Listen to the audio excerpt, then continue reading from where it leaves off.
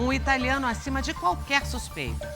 Um homem discreto e que se apresentava como empresário no Rio Grande do Norte.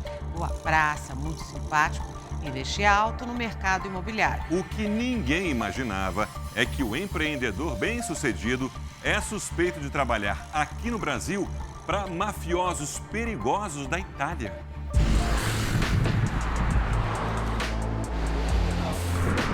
Uma proposta irrecusável de trabalho num paraíso tropical.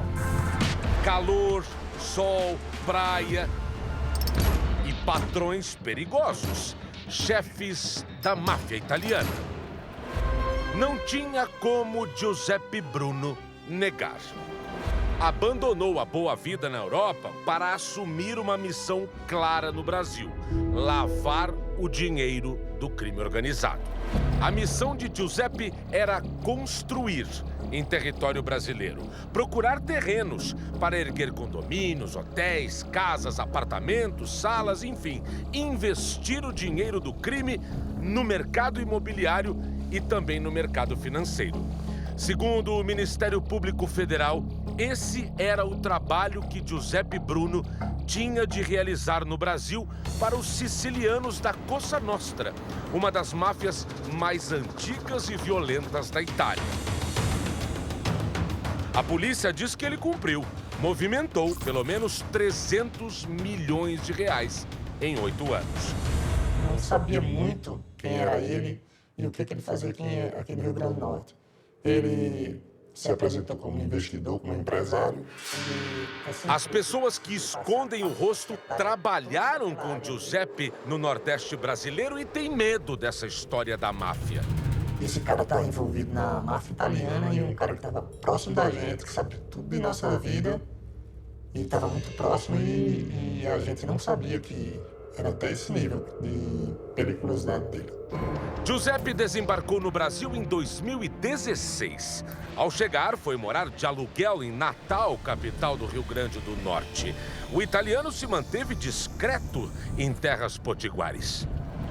Pessoa simples, comia quentinho, não tinha nada, vivia de favores. No Nordeste, ele se casou, teve um filho e começou uma família.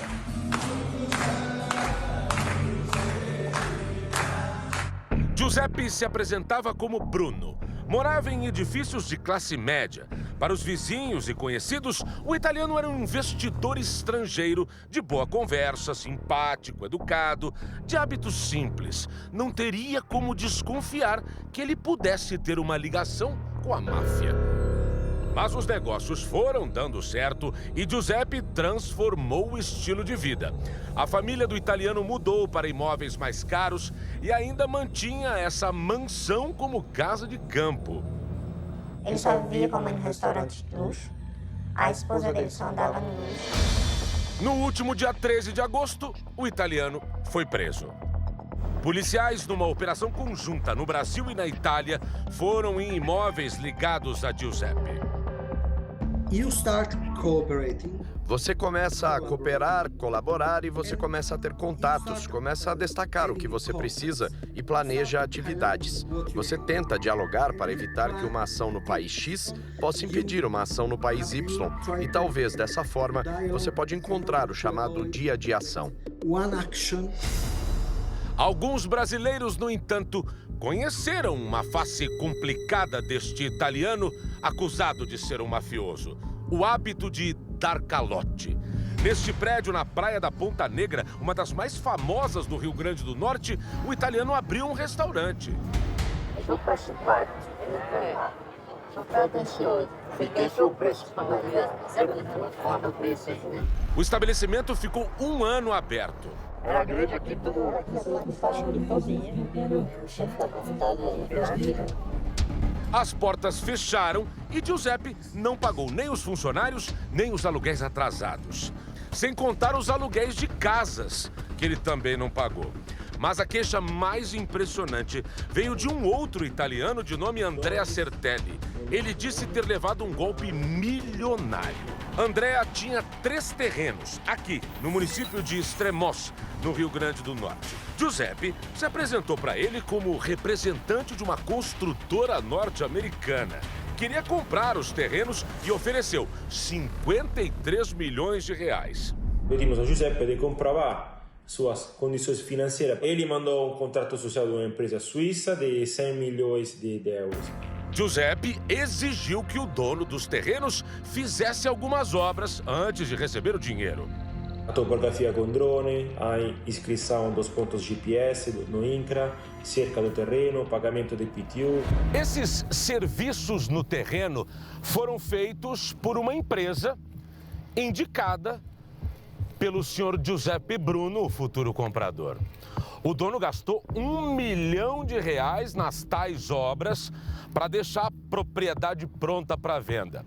O problema é que o negócio não andou, porque o senhor Giuseppe não honrou com a compra, não pagou os 53 milhões de reais e o dono ainda ficou sabendo que não tinha empresa suíça nenhuma, que o italiano não trabalhava para norte-americanos e que a tal empresa indicada por Giuseppe para fazer a obra era dele. Não bastasse isso, o dono disse que o italiano ainda invadiu o terreno e começou a lotear a área. O Giuseppe se mostrou ser estelionário profissional perigosíssimo. Segundo a investigação policial, na relação com os patrões da máfia siciliana, Giuseppe andava na linha. Para lavar o dinheiro da Cosa Nostra no Brasil, o italiano construiu empreendimentos no Nordeste e comprou imóveis usando o dinheiro do crime. Depois, esses imóveis foram revendidos. A Record teve acesso a um contrato de uma dessas vendas, 3 casas, nesse condomínio de luxo que tem até aras e clube de golfe, na cidade turística de Bananeiras, na Paraíba, no valor de 6,5 milhões de reais. Suspeito de ser mafioso, de lavar dinheiro, de dar calotes e golpes, a situação de Giuseppe no Brasil se complicou ainda mais com denúncias de violência doméstica. A ex-mulher dele registrou boletins de ocorrência por agressão física e psicológica.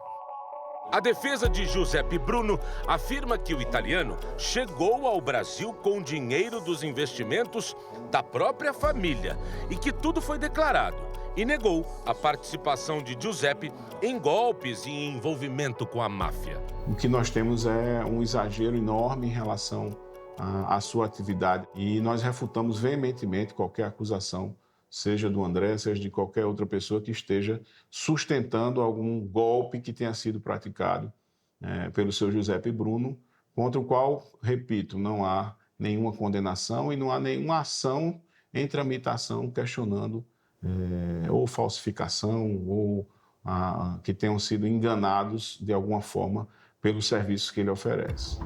Os investimentos milionários e suspeitos de italianos no Rio Grande do Norte já estão sob a lupa de investigadores da Itália e do Brasil há cerca de 2 anos.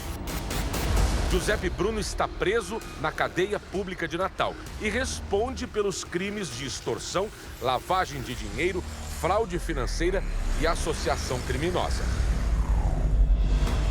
As autoridades seguem de olho para ver se outros mafiosos desembarcam aqui para ocupar a vaga deixada por Giuseppe.